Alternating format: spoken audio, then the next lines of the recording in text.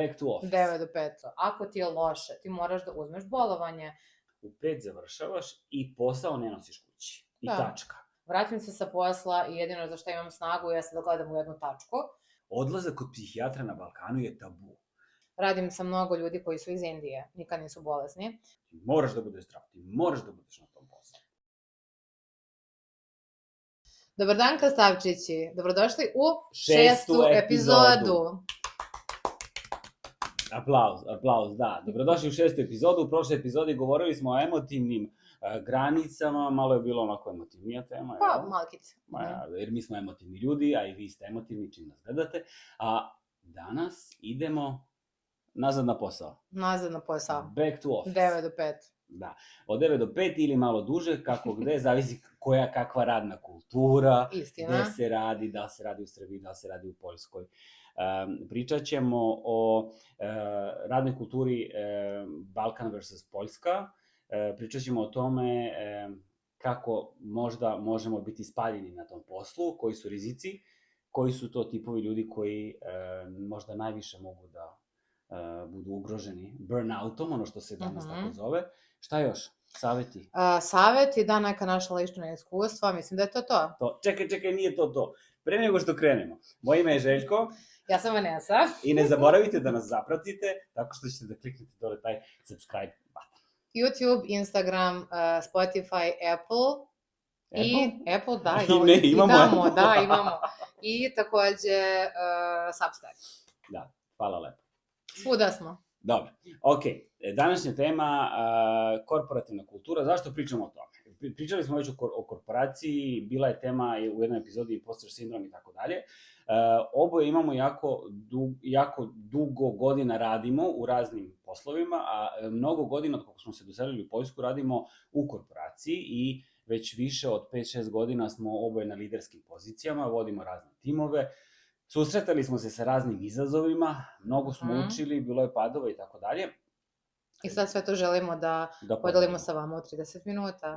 Da ćemo uspeti, ajde da vidimo. Šalimo se, nećemo da podelimo sve sa vama za 30 minuta, ali da, baš to nekako nam je išlo logično posle, jer je stvarno se uvek radi o tim istim stvarima, postavljanje granica i takođe smo načeli tu zanimljivu temu razlike između Balkana i Poljske. Poljske, jer tu kao sada trenutno živimo, pa nam je to najlakše da poredimo, ali više kao Balkan nasuprot tog nekog, tako kažu, zapadnog sveta, da ne budemo ti srpski izdajnici. Zapadna korporativna kultura. Sad, možda grešim, mislim da korporativna kultura je svugde verovatno ista, možda čak i slična i na Balkanu i ovde, ali naše iskustvo je više korporativno poljsko iskustvo. Što bi rekla jedna gospođa, ko su Poljaci, to su Srbi na polju. Šta, Srbina? Srbi na polju. Srbi na polju, da. Tako da, eto nas i dalje u Srbiji. Eto nas, da. I takođe, slobodno nam vi pišete, jer smo baš zainteresovani dok smo se malo pripremali za ovu epizodu. Razmišljali smo o tome kako li je na Balkanu u korporacijama, jer stvarno nemamo nikakvo iskustvo, nemam čak nikog ni bliskog ko radi baš u korporaciji, mislim možda par ljudi, nebitno, ali da, želimo da čujemo da li to više liči na onaj Balkan freestyle kafica rad, i pri tome ne mislim bleja uopšte, ili liči više na ovaj 9 to 5 plus burnout rad koji je karakterističan za korporacije negde drugde. Da, 9 to 5 znači da si robot, od 9 do 5, ponedeljak, petak radiš ko mašina, nestaješ, a onda kad dođe vikend, onda ne znaš za sebe. Ajde da uporedimo šta znamo o Balkanu, čega se sećamo dok smo tamo radili, kakva su tvoja iskustva, ta radna neka iskustva na Balkanu, se sećaš? Da, naravno, nije bilo toliko davno. Izvini, stara svoča od 100 leta.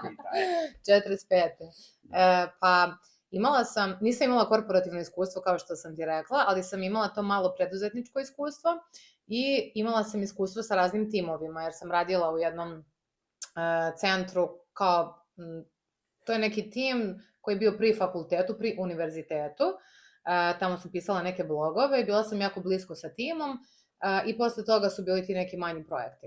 Ali, moje iskustvo je definitivno direktno povezano sa tim granicama koje smo mi spominjali ranije. Kako je to funkcionisalo? Ne toliko uređeno, ne toliko, znači uopšte ne sistematski, nemaš neko konkretno očekivanje, nisam makar ja imala, konkretno očekivanje od mene, konkretno nešto što sam sada apsolutno i više nego što bi trebalo navikla na poslu da imam.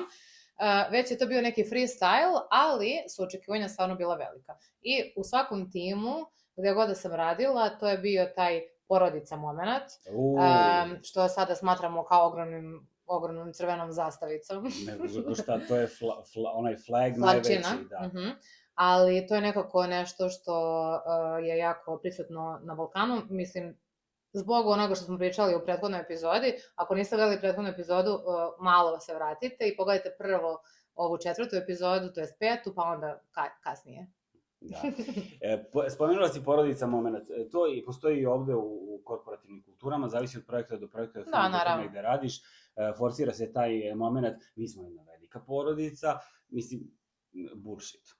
Realno, ideš tamo da zaradiš pare, ne ideš da budeš nikom tetka, strina, nećak i tako dalje, nego posao se zaradi i ideš dalje svoje kući. Ono što pamtim sa Balkana, to su, imao sam prilike da radim u 2 različite, onako zvanično što mi u radnoj knjižici, ako se sećaš radne knjižice, u 2 različite firme, jedna je lanac knjižara i to sam radio dok sam studirao, i izdržao sam tamo 2 meseca i 12 dana, tačno sećam se. Radio sam u knjižari u jednom tržnom centru i ja sam bio toliko srećan kad sam počeo da radim taj posao, jer onda sam... To je bio prvi posao? Da, prvi u knjižici, ono zvanično, što je legalno. Ne na crno. Dobro. I kao ti tu zarađuješ neke pare, pritom to su stvarno jako male pare, a radi se 7 sati, je tad bila smena i ti sve vreme moraš da budeš u toj prostoriji, tamo u toj knjižari, stojiš, znači ne smeš da sedneš, ne smeš da koristiš telefon, odmah idu ono sa packama, udaraju te ovako, ne može, a imaš pravo kao na pauzu za ručak, nekih pola sata, a možeš da ručaš u skladištu, tamo gde su knjige, i ako odeš tamo da sedneš, da pojedeš, onda menadžer kad dolazi i kaže, šta ti radiš ovde? Znači, haos. Doviđenja, bilo je posle 2 i nešto meseca. Ono što, recimo, je meni, sad pravim paralelu sa Poljskom i Balkanom, pitanje bolovanja. Da, to je meni isto bilo jedno od prvih wow momenta ovde. Nastavi. Hvala ti za dozvolu. Bolovanje, mislim da sam jednom uzeo bolovanje za sve vreme dok sam radio u Beogradu, to je bilo 5 dana, i mene je toliko grizla savest. I onda sam jednom dobio poziv od sekretarice sa posla da proveri da sam ja bolestan i čujem tamo od tog izvršnog urednika iza koji je, da li je on bolestan, što... Mislim se, šta je ovo, znaš. Bilo je takvih momenta i to mi je baš bilo onako malo fuj, ali ovde toga ne vidim da ima, nisam ga osetio na svojoj koži. Za to bolovanje, apsolutno se slažem i meni je bilo jako je bilo primetno kad smo tek krenuli da radimo u toj jednoj korporaciji gde je bilo par ljudi sa Balkana. Bukvalno ljudi, sad opet povezano sa onim, dolaziš negde u drugu zemlju, iz neke si kao siromašnije zemlje, mislim, jeste, nema potrebe za ovim, i pokušavaš da se dokažeš. To bolovanje sam ja u svojoj glavi shvatala kao izdaju te moje korporativne porodice.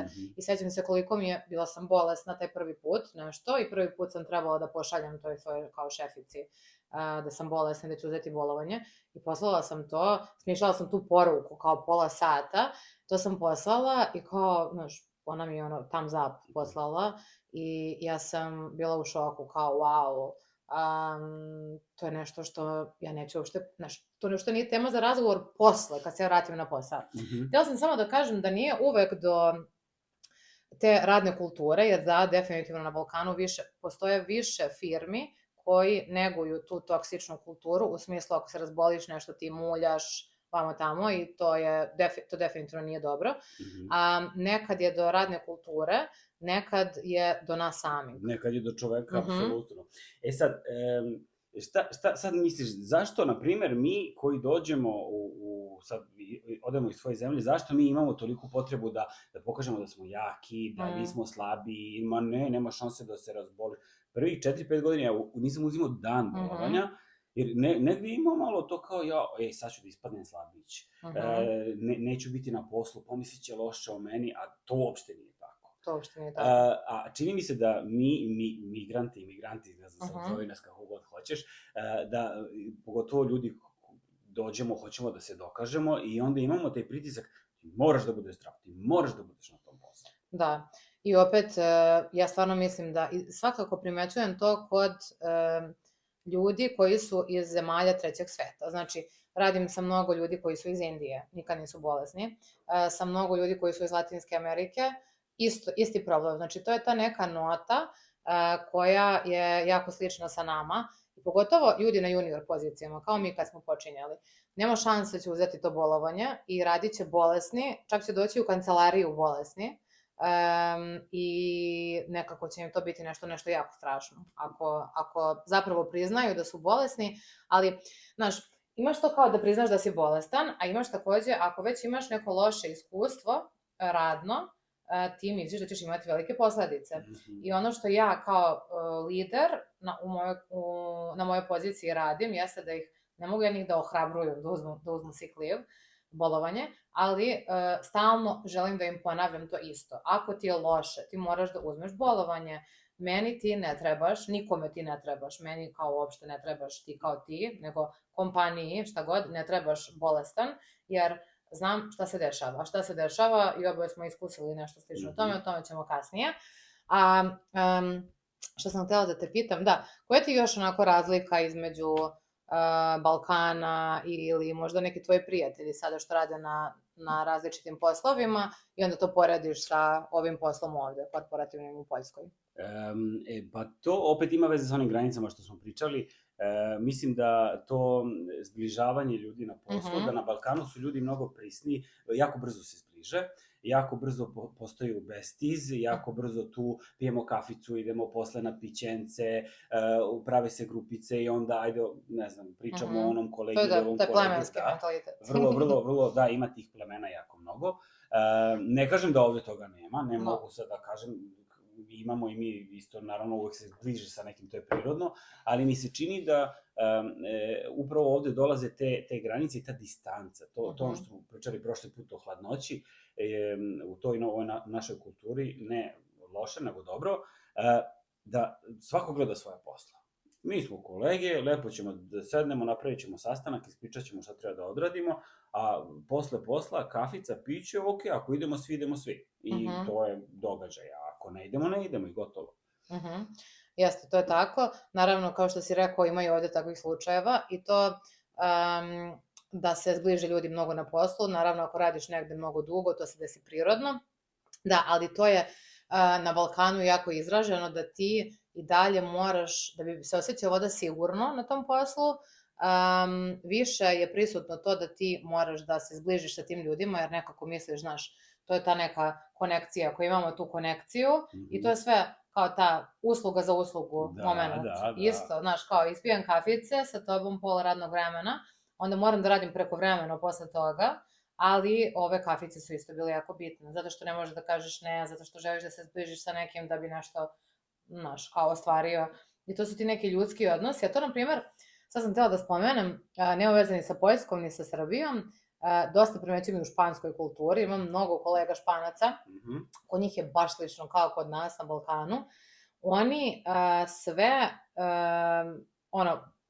dogovore imaju, ne sve, ali baš dosta dogovora imaju preko kafice. Ne kao mi kao preko jagnjetine, ali preko kafice. Ja i ti smo seli, ajde ti i ja da pomognemo jedno drugom, pa ćemo onda vidjeti dalje. Znači, ne toliko kao proces orijentisani na procese, prvo, pa tek onda ljudi i ti odnosi sa ljudima na poslu, nego na prvom mjestu ljudi, tek onda dolaze procesi.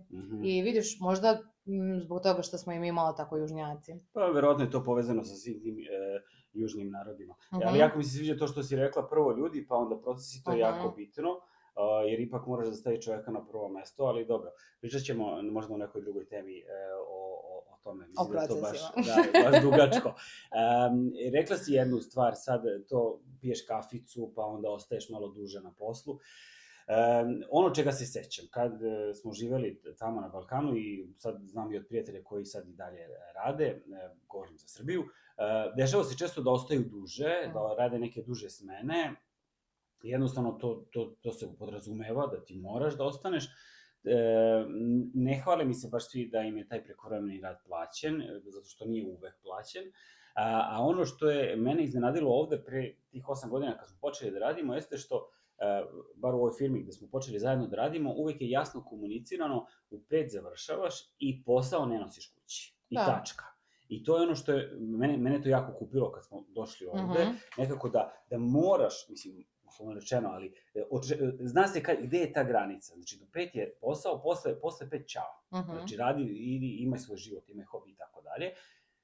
Ali onda dolazimo do pitanja kako to da baš tu gde mi imamo tu granicu u 5 završava posao, kako bre toliko burnouta? Da, kako toliko burnouta, jer sada kada pričamo i poredimo te dve kulture, dolazimo do toga da ovde je definitivno bolje. Mislim, ovo sada samo naše iskustva, kao što smo rekli, ali odakle nam ti burnouti? I sada, pomenula sam to da je nekada do radne kulture, nekada je do nas samih, nekada je do nas samih, rekao si da želiš da pomeneš koji su to tipovi ličnosti koji su kao podložniji burnoutu, ali postoji mnogo razloga zbog čega mi nosimo taj posao kući i ne možemo da kažemo ne tom poslu i onda završimo preplavljeni samo sa tim identitetom posla, jer kao zbog čega ne želimo to da uradimo, to nije zdravo. Nije zdravo biti toliko u nečemu što ti donosi pare, samo pare, mislim to je okej, možda budeš i strastveno oko svog posla,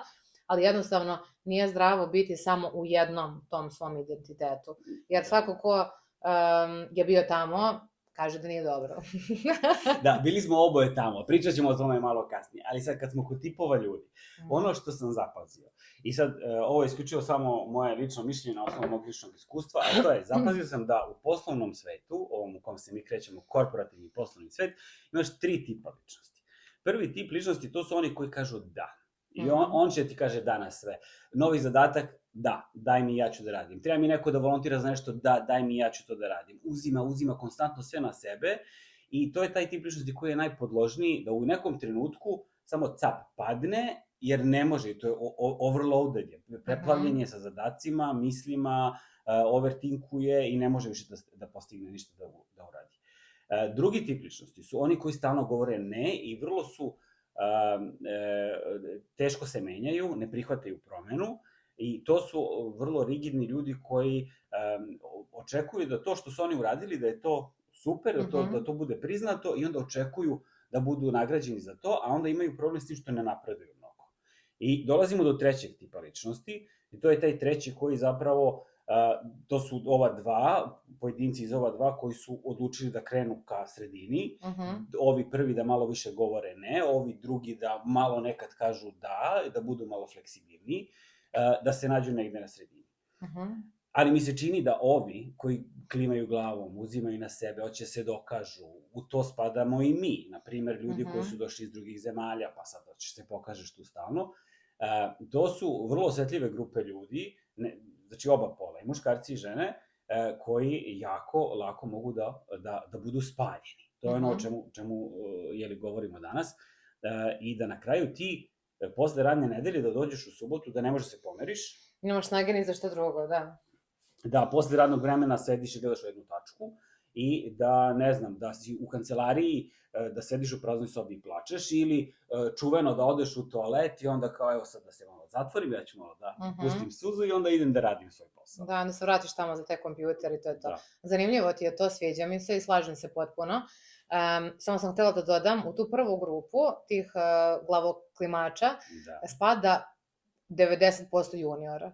Jer postoje ljudi koji su iz ove druge grupacije i juniori su, to stvarno viđam jako retko, ali postoje, ali većina juniora je takva, znači da na sve i to je isto jedna stvar koju sam htela da spomenem, da burnout kada se priča o burnoutu na Balkanu, to zvuči kao neko preterivanje, kao neki baš eksces, da je to nešto za šta ti uvek trebaju, znaš, tabletice, da je to neka izmišljotina isto sa zapada, kako to da ljudi sad svi imaju burnout, šta se tu sad tačno dešava i da jeste istina da se sada priča o burnoutu mnogo više nego ranije, pa su zbog toga ljudi i delom skeptični, ali to nije nešto što kao ti trpiš, pa se desi jednom, pa ti to preležiš, pa kao to je to. Znači, to je nešto, to je jednostavno ta preopterećenost i pregorenost poslom, konkretno, koja može da se desi u različitim trenucima života. Znači, uglavnom se dešava kada si junior i kad imaš takvu radnu kulturu koja ti puno daje posla, a ti na sve govoriš da, ili kada si u nekoj tranziciji svojoj, nisi baš siguran u sebe, jer samopouzdanje mnogo doprinosi tome, pa onda te uhvati neka nova pozicija, pa ti želiš da se dokažeš i sebi i nekome i onda se pregoriš. Ili jednostavno, na primer, to nismo spomenuli, jako ti je zanimljivo da radiš to nešto na poslu i ti toliko uživaš i sad si, na primjer, u tom nekom periodu života da ti baš treba da se posvetiš tom nečemu ili na kraju krajeva svojoj firmi. Da. Kao strastveni, baš dosta ljudi koji su strastveni oko svog posla takođe odlaze u taj burnout zato što se toliko izoluju i toliko se posvete tom poslu koji na kraju dana ih dovede do toga da ti dođe vikend i ti ne možeš ošto da uživaš ni u čemu, kao što si rekao. Pa nemaš snage ni da pozoveš porodicu da se javiš tim ljudima što žive u drugoj zemlji, nemaš snage da odeš da se vidiš s prijateljima na piće, jer ti je glava preplavljena mislima o tamo šta, izveštajima i tako dalje. Dobro, ovo su sad neka naša zapažanja. Da. Ti sad kao osoba koja si na liderskoj poziciji, vodila si razne timove, bilo si to timovi od 20 ljudi i sad imaš neki malo manji tim. Šta si zapazila kod tih tvojih ljudi, šta je njihov najveći problem, zašto oni, na primjer, ne naprave pauzu na vreme, pa onda odlete u taj burnout? Jer mislim da je zapravo ključno je to da ti osetiš da nešto se loše dešava sa mnom, ja ne mogu da mislim ni o čemu drugom, nego samo o poslu. Tu je ključno da potražiš pomoć od kolege ili od psihoterapeuta. Bože, mi toliko spominjamo... Od kolege ne. Ne od kolege, molim vas. Mi toliko puta spominjamo psihoterapeute u ovom podcastu. Zato što je kao, to je nešto što pomaže. Da. Ali da, treba da se potraži pomoć i sad kolega je isto dobra opcija tu, jer ti možeš da kažeš kako se osjećaš, pa može neko da te uputi i naravno u nekim firmama imaš wellness timove koji isto takođe mogu da ti pomognu. Ali najvažnije od svega toga jeste da ti staneš i da kažeš, ok, treba mi pauza, čoveče. Znači, uzmi mesec dana slobodno, odmori taj mozak i kao, ajde da vidim šta ću dalje. Da, istina je, sve to što kažeš je istina, ali takođe bi bilo previše da očekujemo od ljudi u 20. godinama da sve to znaju. Da znaju gde su im granice, da znaju kada su preumorni, da znaju, zašto sam ja sada toliko, znaš, da imaju tu introspekciju, zašto sam ja sad toliko fokusirana na ovo, da li nešto drugo ne štima, i tako dalje, treba vremena da ti jednostavno naučiš kako ti radiš, šta tebi odgovara, kako funkcioniše taj neki radni odnos gde ti praviš balans, jer mnogo ljudi nije čulo za to da postoji neki balans na poslu. Da, tako da mislim da je stvarno previše da očekujemo od mladih ljudi na tim početnim pozicijama, da oni sve to znaju, jer ipak da bi ti napravio granice i balans na poslu kao i u životu, stvarno treba dosta rada, baš mora da se rilja i nekom je to prirodno, nekog su to naučili roditelji, škola, ali baš retko. Da, mora mnogo da se radi na sebi, mora mnogo da se padne, da se failuje.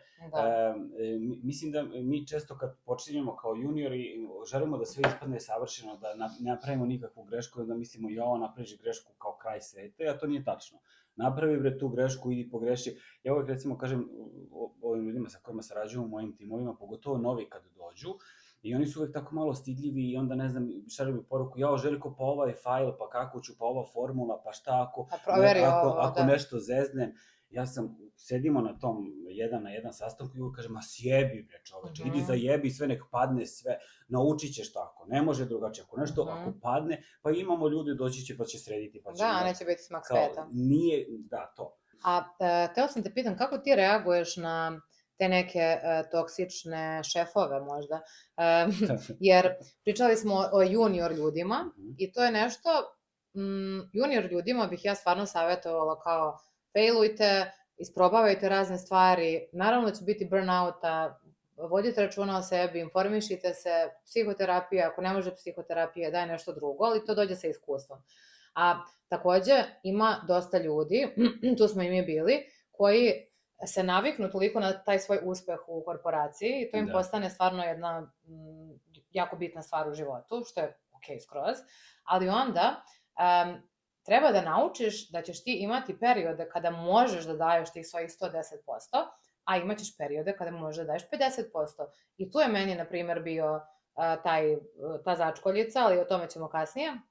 I ti ljudi su onda u tom nekom konstantnom burnoutu, to su mikromenadžeri, to su ljudi koji očekuju najbolje od svojih timova, ali malo i nemoguće, pošto očekuju nemoguće od sebe. Rade posle posla, šalju te mailove u 10 uveče, očekuju nešto od tebe odmah u 9 ujutru, znaš, i tako ta priča, svi smo bili tamo.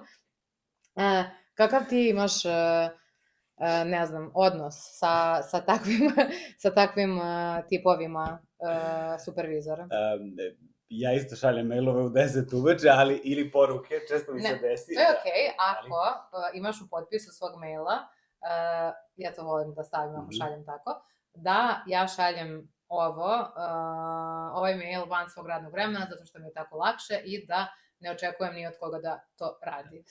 Sviđa mi se što to imaš, nemam tu poruku u svom potpisu, ali... Da li si ti toksičan šef? Ne. Ja uvek isto kažem ljudima, pogotovo što imamo dosta tih, recimo, ljudi sa kojima sarađujemo, koji nisu ovde locirani. I primećujem to sad kad govorimo o različitim kulturama, da ljudi, saradnici koji imamo u Indiji, oni odmah odgovaraju. Nebitno da li ti njima pišeš u 9 uveče ili u 9 ujutru, ti odmah dobijaš poruku. I skoro mi je neko iz Indije napisao, izvini, nisam ti odgovorio kad si mi poslao. Ja sam samo pustio poruku na to njegovo izvini, skroz je u redu, ja ti pišem kad meni odgovara, ti odgovori kad tebi odgovara. Jednostavno, ja sam se setio tada da ti napišem poruku da mi se reši problem i to je to. Sačekat ću, nije kraj sveta. Ali, što se tiče toksičnih šefova, sad...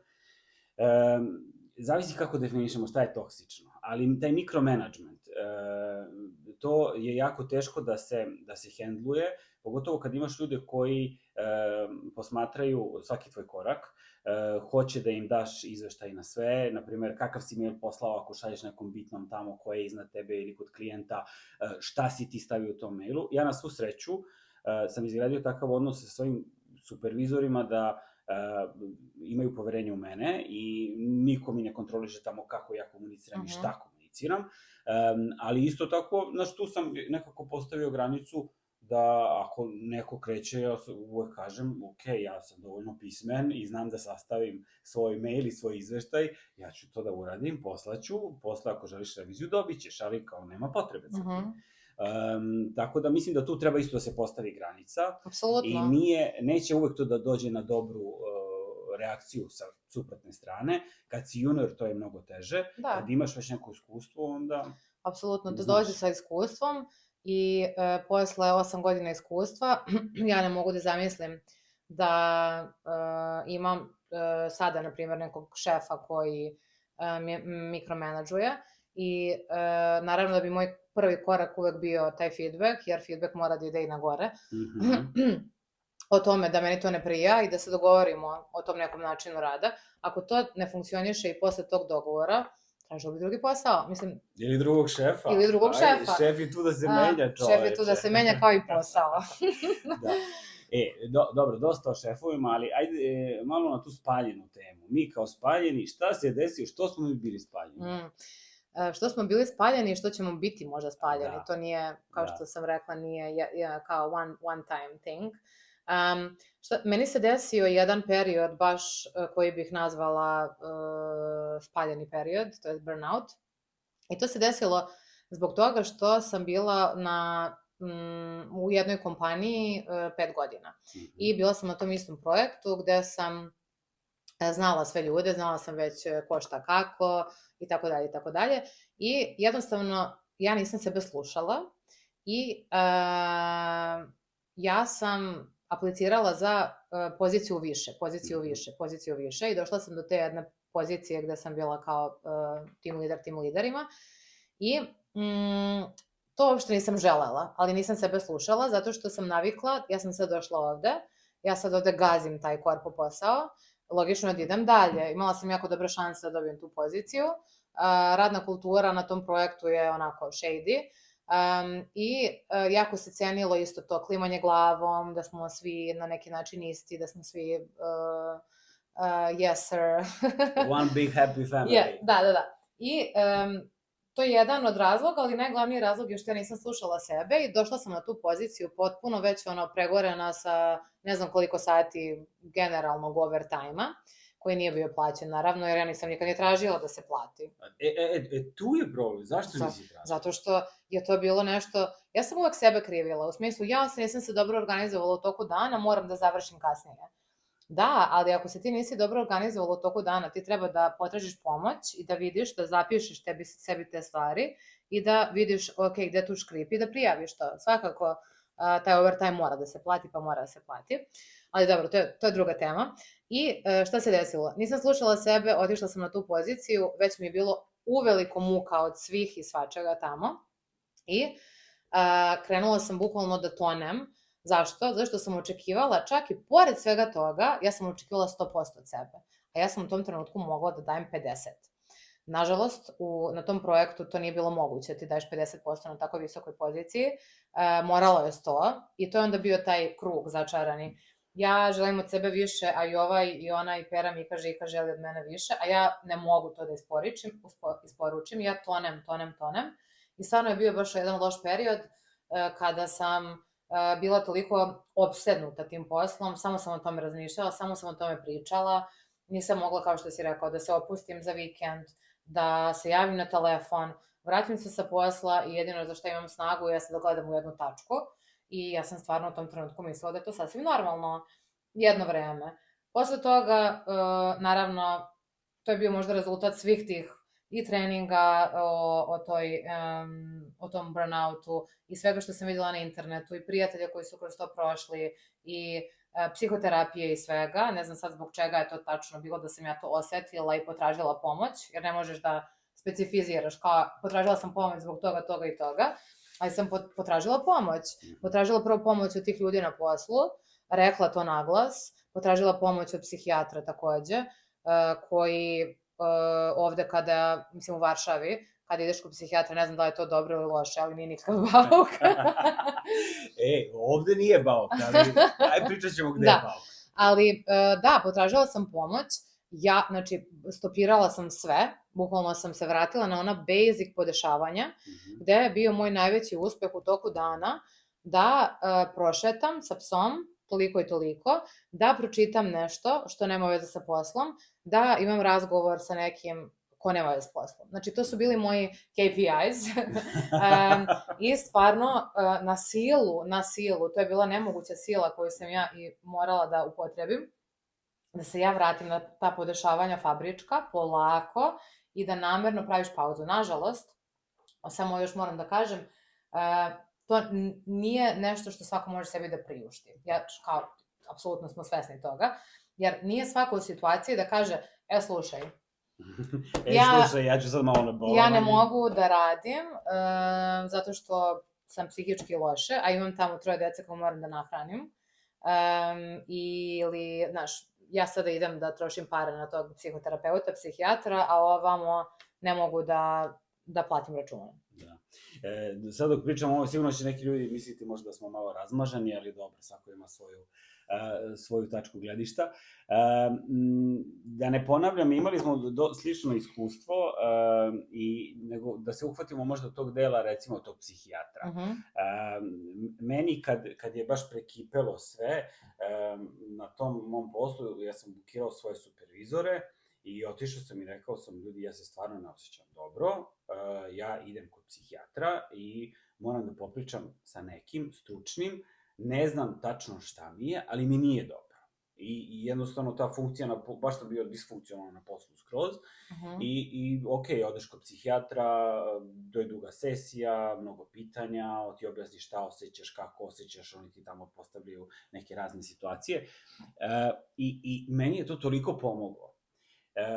Ali, sam primetio nešto kad, recimo, bio je odmor, odlazio sam na Balkan, u Beograd, da vidim svoje drage prijatelje, i onda je tamo tako, casual pričam, pa ništa, evo sad sam imao 6 nedelja bolovanja od psihijatra, jer trebalo mi da dođem sebi, baš mi nije bilo dobro. Sad možda malo se i šalim sa tim, ali meni nije bilo jasno koliko je to ozbiljno, dok nisam video izraz lica jedne od moje drugarice koja je onako sva prebledela, ja sam pomislio ko je umro čoveče, znaš, a ja pričam o tome da sam išao kod lekara jer mi je trebala pomoć.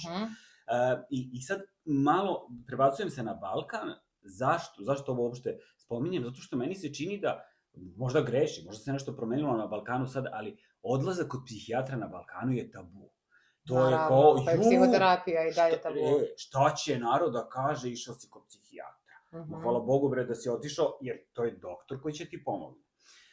I ovde, na primer, svi naši saradnici, prijatelji su imali razumevanja za situaciju i kao meni je to mnogo značilo, jer kao ti osjetiš tu podršku. Ali jako dugačak put dok ti od tog spaljenog sebe ne izađeš iz tog pepela kao neki feniks pa se ponovo vratiš na taj posao. Da, apsolutno. Ono što sam htela da kažem za Balkan jeste psihijatar, ljudi misle kad odeš kod psihijatra, to znači da si lud.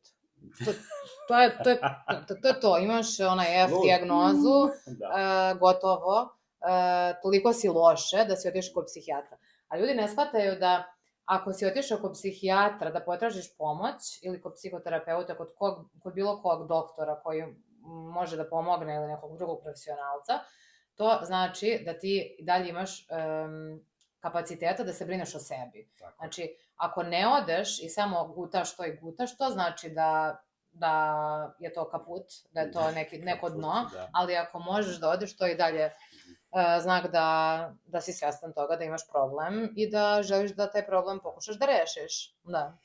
Legenda ti moja, mi smo se baš dosta raspričali ovdje, jer ovo tema je koja može da traje satima i satima. Ajde da možda završimo u nekom pozitivnom svetlu i da kažemo neke savete ljudi. Rekli smo da potraže pomoć, ako osjećaju da im je potrebna Kakvu pomoć? Stručnu pomoć. Znači, ne kod Slavice na kafu, nego kod lekara, psihoterapeuta, psihologa, wellness coacha, ne znam sad kako, zovite to kako god hoćete. Razgovarajte sa nekim stručnim, ko će da vam kaže. Možda imate anksioznost, neko možda ima nešto drugo, možda je to zaista overload od posla, pa treba ti promeniš taj posao ako imaš mogućnost, hvala Bogu, promeni. I čoveče, pauzu, napravi pauzu. I sasvim je okej uzeti, ne znam, ako imaš mogućnost, uzmi duži odmor. Idi malo, budi sa porodicom. Očisti glavu od tog posla, nego idi malo u prirodu, dođi sebi. To sad zvuči možda banalno, ali pomaže isto. Isto tako je mnogo bitno i mnogo pomaže okružiti se ljudima koji nisu samo tvoj posao, jer tu dosta ljudi isto upada u zamku. Sad ovo govorimo iz perspektive jer smo već svašta videli, svašta proživeli u smislu tog posla, pričamo o korporativnom poslu, da? I već ja za sebe znam koji su to neki triggeri, okidači, koji mene dovode do neke preopterećenosti na poslu. I sad, ja imam taj luksuz, mislim, to nije luksuz, radila sam, sama sam zaradila sve ove pozicije. Sada iz ove perspektive ja mogu sebi da priuštim to, da ja kažem, ovo mi se ne sviđa, ja ću sad idem ovo da kažem. Zašto? Zato što sam imala toliko iskustva, zato što sam toliko puta isto imala sreće zbog nekih dobrih ljudi koji sam naišla na poslu, koji su me naučili nekim stvarima, ali iskustvo i taj neki rad na sebi koji me je doveo do toga da ja mogu da osluškujem svoje telo. I sada tačno znam, čim krene malo neki haos u glavi, obično se desi kada se dogodi, ne znam, previše sastanaka u toku dana i previše nekih stvari, ja odmah krećem u taj neki shutdown mod, da sam hiperfokusirana na posao, mogu da ostanem 3 sata duže i čim primetim to da se desi tipa 2 puta u nekom kratkom periodu, ja odmah to stavljam silom, ali ne može to, pa možda ti moraš, ali moraš da prođeš kroz sve to jednom ili nekoliko puta da bi upoznao svoje telo i sebe i da naučiš, ok, sada na silu pauza, šta će se desiti ako ti nećeš raditi taj 1 sat, na primjer, u toku radnog vremena, će neko da umre. A činjenica je, da, pogotovo u korporaciji, posao konstantno dolazi. I ako ti nastaviš da radiš posle 5, ti ćeš da ostaneš do 5 ujutru, opet nećeš da završiš jer će nešto novo da stigne. Tako da lepo, pauza, stop i idemo na novi dan. Da.